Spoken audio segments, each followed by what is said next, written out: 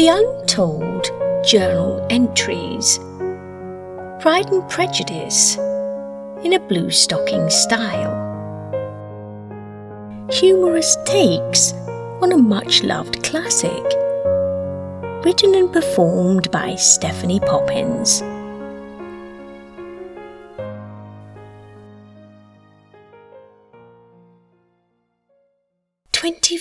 October 1812. The Journal of Georgiana Darcy. What a remarkable afternoon I've spent with dear Elizabeth. I confess each conversation with my brother's beloved wife leaves me more impressed by her wisdom and gentle strength. Today's discourse has given me much to contemplate, and I find myself filled with both hope and a curious sense of purpose I've not felt before. Elizabeth spoke to me of something called the Bluestocking Society, a circle of learned ladies who gather to discuss philosophy, literature, and the cultivation of reason. She explained these women embrace what the ancient philosophers call Stoic principles, the masteries of one's emotion through rational thought, the acceptance of what cannot be changed, whilst acting decisively upon what can be influenced, and above all, the development of an inner fortress that no external circumstance can breach. Georgiana, she said with that knowing smile of hers, you possess a naturally reflective mind. These principles might serve you well in navigating the complexities of society, particularly upon encountering those who would prey upon gentleness and inexperience. Her words struck me profoundly, for they brought to mind that dreadful summer at Mrs. Young's establishment. How differently I might have comported myself had I possessed such philosophical amour. When George Wickham appeared with his practised charm and calculated intentions, I was utterly defenceless. I mistook manipulation for genuine affection, flattery for sincere regard. My emotions ruled entirely, clouding my judgment until I could see nothing but his handsome countenance. Elizabeth listened to me today with such compassionate understanding as I related, perhaps for the first time in full, how Wickham had played upon my youth and loneliness, how he convinced me my brother's protectiveness was mere tyranny, that only he truly understood my nature. I see now he identified every vulnerability and exploited it with precision. My desire for independence, my fear of being thought childish, my romantic notions of love conquering all obstacles. You were not weak, my dear, she assured me. You were young and trusting, qualities that should be treasures, not sources of shame. But wisdom can teach us to preserve these virtues while strengthening our defences. Elizabeth has been so kind to me. She spoke at length of how Stoic principles might have served me, the discipline to pause and examine my emotions before acting upon them, the wisdom to distinguish between genuine character and mere charm, the strength to trust my own judgment over the whispered urgencies of another. Most remarkably, she explained how such philosophy teaches us our peace of mind need never depend upon the approval or affection of others. This is a lesson I desperately needed then, and I still strive to learn now. I find myself tremendously intrigued by these Bluestocking ladies. Elizabeth has promised to introduce me to some texts, a translation by Elizabeth Carter. Discourses by Epictetus, it's called.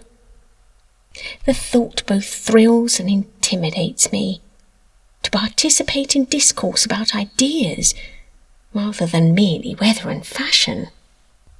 Yet I believe Elizabeth is right.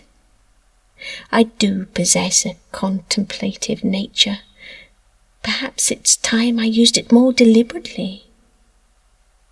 If I can learn to meet the world with greater equanimity, to respond rather than react, and judge situations by reason as well as feelings, might I not become the sort of woman who could never again be so easily deceived?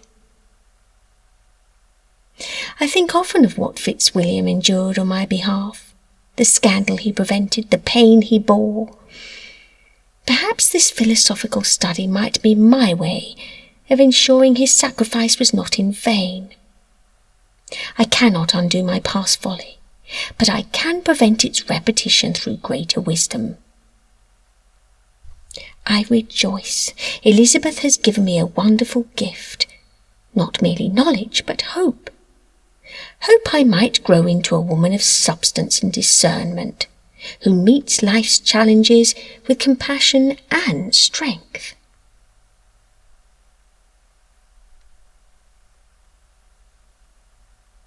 Evening entry. I find I cannot sleep, for my afternoon conversation with Elizabeth has stirred memories I thought I had carefully buried. Perhaps it's time I examine them more honestly if I'm truly to embrace these Stoic principles she described. The evening at Mrs. Young's, when George Wickham made his attentions plain, returns to me with uncomfortable clarity.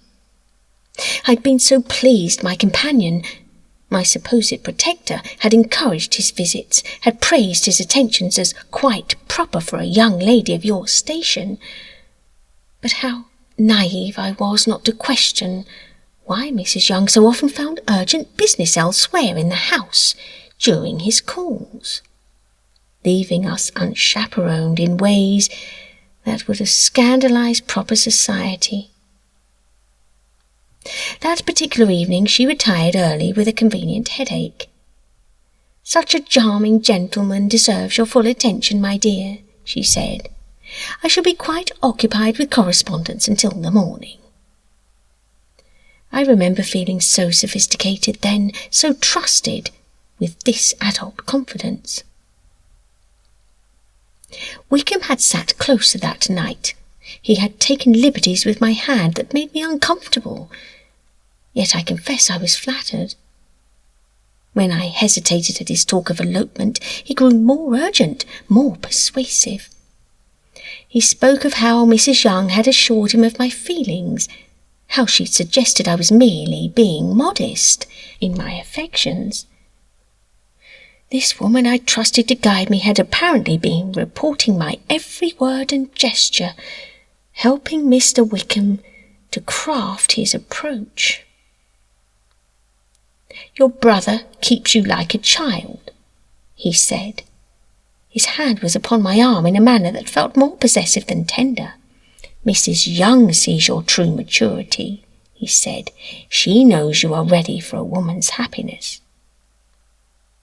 How thoroughly they had orchestrated it all. She to remove all barriers, and he to press his advantage when I was most vulnerable.